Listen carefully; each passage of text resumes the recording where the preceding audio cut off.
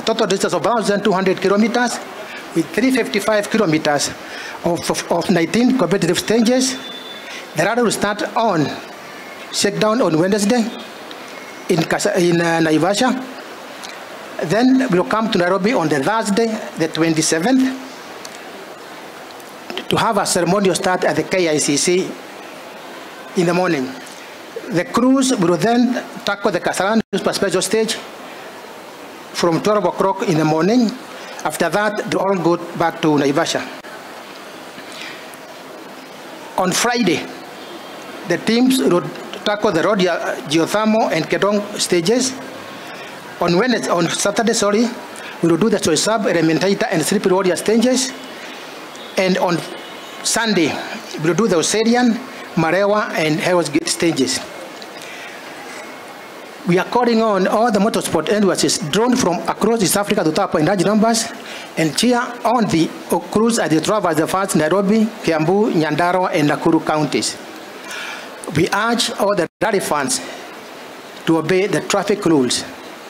Rally cars and everybody else on the main road must conform to the normal traffic rules that we follow.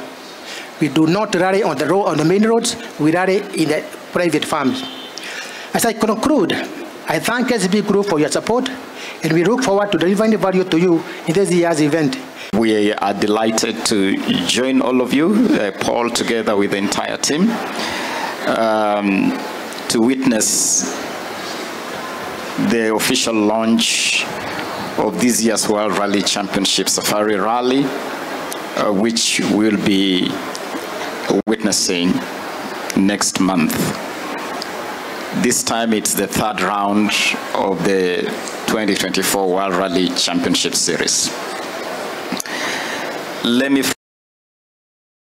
from the outset, recognize the sponsorship of KCB, and alongside you, KCB, all the other partners who have come forth to work with the government to deliver this event.